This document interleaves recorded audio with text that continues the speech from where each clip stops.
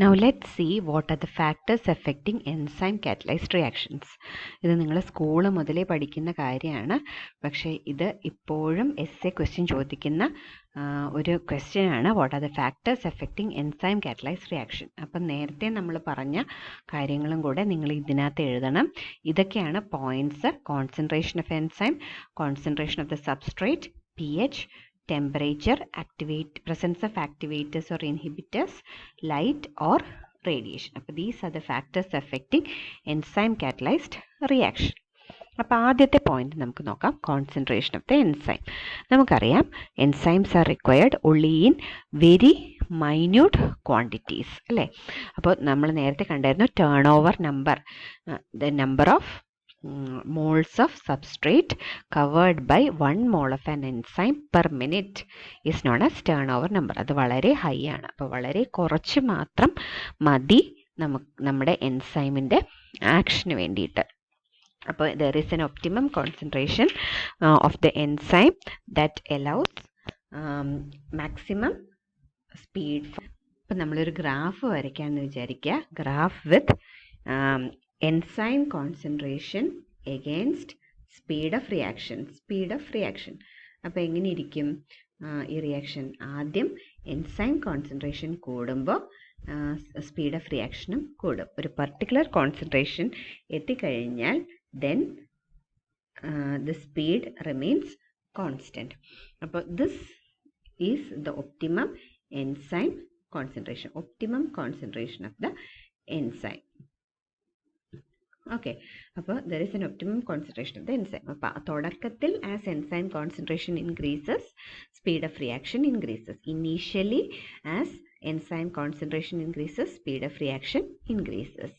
But after a particular concentration of the enzyme known as optimum concentration, further increase in concentration of the enzyme does not alter the speed of the reaction. അപ്പോൾ അതാണ് the effect of concentration of enzyme on the rate of enzyme catalyzed reaction. ഇനി what is the effect of concentration of substrate? ഇതേ graph തന്നെ വരച്ചാൽ മതി. എന്ന് മാത്രം ഇവിടെ എസിന് ഇക്ക് പകരം എസ് എന്ന് കൊടുക്കുക.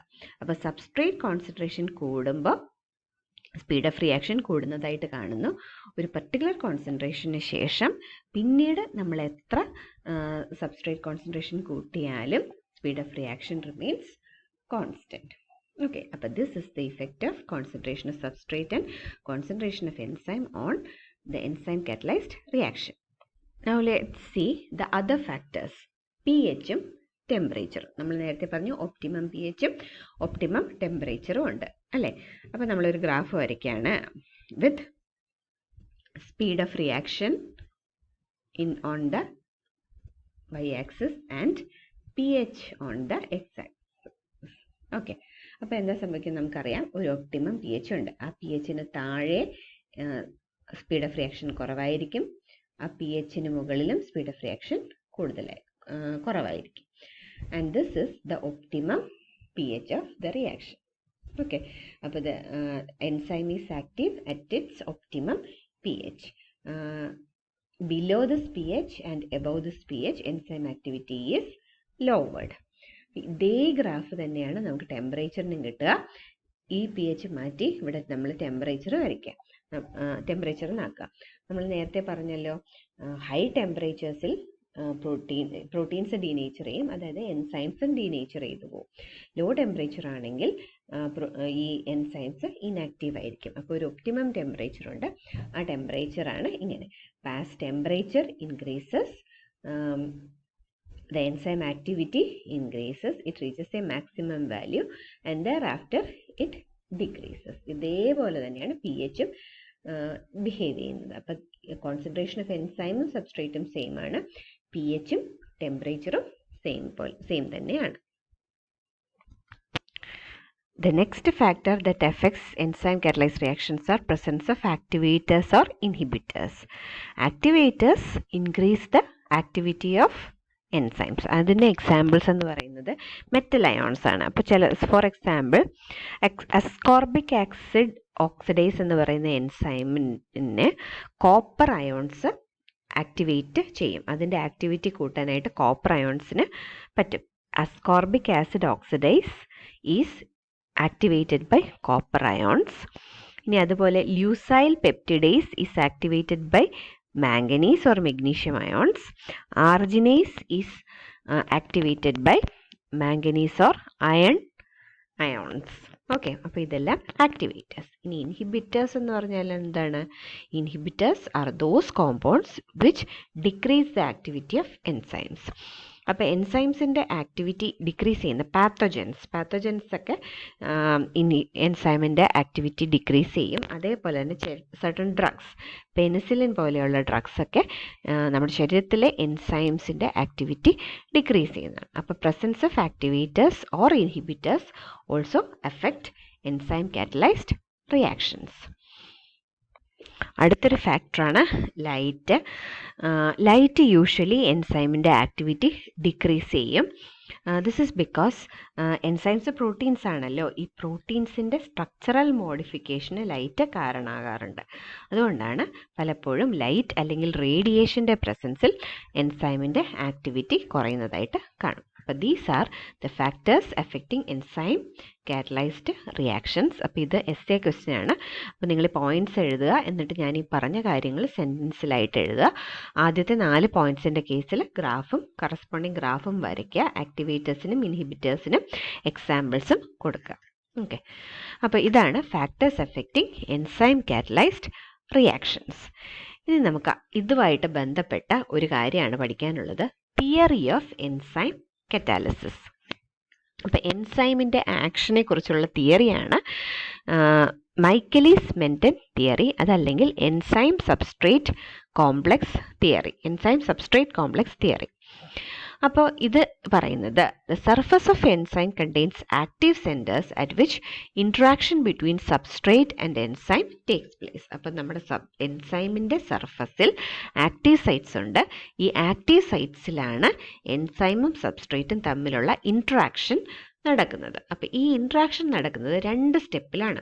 ആദ്യത്തേത് the enzyme combines with substrate to form an enzyme substrate intermediate complex. അപ്പോൾ ഫസ്റ്റ് സ്റ്റെപ്പിൽ എന്താ സംഭവിക്കുന്നത്? The enzyme will combine with the substrate reversibly forming an enzyme substrate complex form ചെയ്യുന്നു. ഇനി സെക്കൻഡ് സ്റ്റെപ്പിൽ എന്ത് സംഭവിക്കുന്നു? The enzyme substrate complex decomposes to form the product regenerating the enzyme. അപ്പോൾ നമ്മുടെ എൻസൈം സബ്സ്ട്രേറ്റ് കോംപ്ലക്സ് ഫസ്റ്റ് സ്റ്റെപ്പിലുണ്ടായല്ലോ, അത് decompose ചെയ്ത് forming products and giving back the enzyme. അപ്പോൾ ഇതാണ് നെക്സ്റ്റ് സ്റ്റെപ്പ്. അപ്പോൾ ഇത് രണ്ടും കൂടെ നമ്മൾ ഒന്നിച്ച് എഴുതുകയാണെങ്കിൽ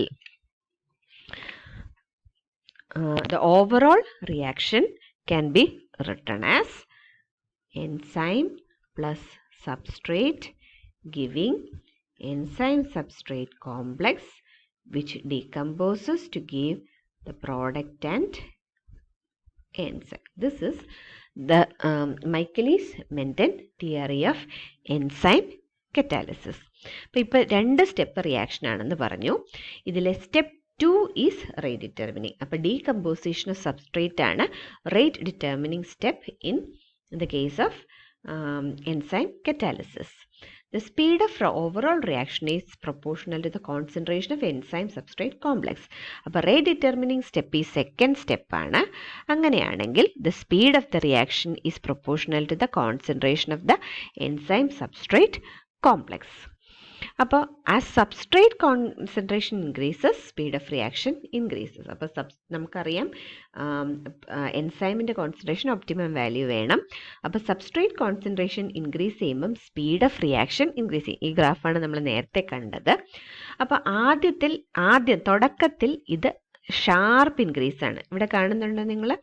ഈ ഗ്രാഫ് ആദ്യം കുത്തനെ ഉയരുകയാണ് ചെയ്യുന്നത്. ഇവിടെ എത്തിയപ്പോൾ അത് കുത്തനെയല്ല, കുറച്ചൊന്ന് വളഞ്ഞു തുടങ്ങി. അപ്പോൾ ആദ്യം ആ substrate concentration increases, speed of the reaction increases rapidly. പിന്നെ speed of reaction reaches a maximum value and thereafter remains constant. കുറച്ച് കഴിയുമ്പോഴത്തേനും ഈ സ്പീഡിൻ്റെ ഇൻക്രീസ് നേരത്തെ അത്രയും ഉണ്ടാവില്ല, എന്നാലും ഇൻക്രീസ് ചെയ്യുന്നുണ്ട്. എന്നിട്ട് ഒരു പർട്ടിക്കുലർ കോൺസെൻട്രേഷൻ എത്തിക്കഴിഞ്ഞാൽ അതിൻ്റെ സ്പീഡ് മാക്സിമത്തിലാവുകയും പിന്നീട് സ്പീഡ് റിമെയിൻസ് കോൺസ്റ്റൻറ്റ്. അതാണ് speed of reaction reaches a maximum value and their after remains constant. ഇതാണ് മൈക്കലീസ് മെന്റൻ തിയറി. എന്നിട്ട് അവരൊരു കോൺസ്റ്റൻറ്റിനെ കൂടെ പറയുകയാണ്, Km, Michaelis Menten constant, and it is the substrate concentration corresponding to half the maximum speed of the reaction. അപ്പം maximum speed Vmax ആണെങ്കിൽ അതിൻ്റെ exactly half ആകുന്ന സമയത്തെ സബ്സ്ട്രേറ്റ് കോൺസെൻട്രേഷനെയാണ് മൈക്കലീസ് മെന്റൻ കോൺസ്റ്റൻറ്റ് എന്ന് പറയുന്നത്. The substrate concentration corresponding to half the maximum velocity is known as Km, the Michaelis-Menten constant. Smaller the value of Km, the greater the affinity between enzyme and the substrate. അപ്പോൾ Kmൻ്റെ value കൂടുന്തോറും Kmൻ്റെ value കുറയും തോറും, ചെറിയ value of Km ആണെങ്കിൽ സബ്സ്ട്രേറ്റും എൻസൈമും തമ്മിലുള്ള അഫിനിറ്റിയും വളരെ കൂടുതലായിരിക്കും. അപ്പോൾ Kmൻ്റെ വാല്യൂയിൽ നിന്ന് നമുക്ക് പറയാൻ പറ്റും whether the enzyme is suitable for catalyzing the substrate reaction. അപ്പോൾ this is Michaelis-Menten theory. അപ്പോൾ ഇതോടെ നമ്മുടെ ഈ ചാപ്റ്റർ ഇവിടെ തീരുകയാണ്. നമ്മൾ ഈ ചാപ്റ്ററിലെ എൻസൈംസ്, അതിൻ്റെ ഡെഫിനിഷൻ നമ്മൾ കണ്ടു, ക്ലാസിഫിക്കേഷൻ കണ്ടു, ക്യാരക്ടറിസ്റ്റിക്സ് ഓഫ് എൻസൈംസ് കണ്ടു, കെമിസ്ട്രി ഓഫ് എൻസൈംസ് കണ്ടു, കാറ്റലിറ്റിക് ആക്ഷൻ എങ്ങനെയാണെന്ന് നമ്മൾ കണ്ടു, അതിൻ്റെ features of enzyme catalysed reactions കണ്ടു, പിന്നെ മൈക്കലീസ്-മെന്റൻ തിയറിയും കണ്ടു. അപ്പോൾ ഇതോടെ നമ്മുടെ എൻസൈംസ് എന്നുള്ള ടോപ്പിക്കും തീരുവാണ്, ഈ മോഡ്യൂളും ഇവിടെ തീരുകയാണ്. അപ്പോൾ ഈ ലാസ്റ്റ് പഠിപ്പിച്ച ഈ 2 ക്ലാസ്സും, ക്ലാസ് 6ഉം ക്ലാസ് 7ഉം വളരെ ഇമ്പോർട്ടൻ്റ് ആണ്. നന്നായിട്ട് പഠിച്ചിട്ട് പോകണം. ഓക്കെ, അപ്പോൾ all the best for your exams. Thank you.